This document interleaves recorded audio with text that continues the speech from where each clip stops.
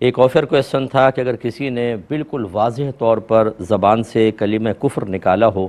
جس کے جواب میں علماء دین اسے اسلام سے باہر ہونے کا کہہ چکے ہوں، تو اس شخص کی حمایت کرنا اور کرنے والے کا حکم کیا ہوگا؟ دیکھیں، اگر سائل نے بالکل ٹھیک کہا ہے کہ واقعی ایسا ہوا اور علماء اسلام نے جو اس زمانے کے بڑے مفتیان کرام ہیں وہ اس پر متفق ہو گئے کہ اس شخص سے کلمہ کفر کا صدور ہوا ہے، تو یقیناً وہ دائرہ اسلام سے خارج ہوگا۔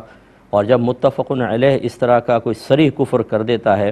تو پھر اس کی حمایت کرنے والا بھی اسی حکم میں داخل ہوتا ہے، اسی طرح اس کی تائید کرنے والا، کیونکہ رضا بالکفر کفر،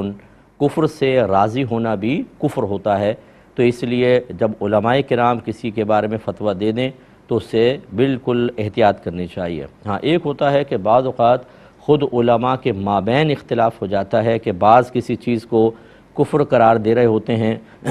اور بعض منع کر رہے ہوتے ہیں۔ اس میں اگر کوئی شخص علماء کی پیروی کرتے ہوئے کفر کا انکار کر دے کہ میں اس کو کافر نہیں مانتا ہوں، یہ کفر نہیں ہوا، تو پھر کوئی حرج نہیں ہے، کیونکہ وہاں تو خود علماء کا اختلاف موجود ہے۔ لیکن اگر اتفاق علماء ہے تو بالکل اس کو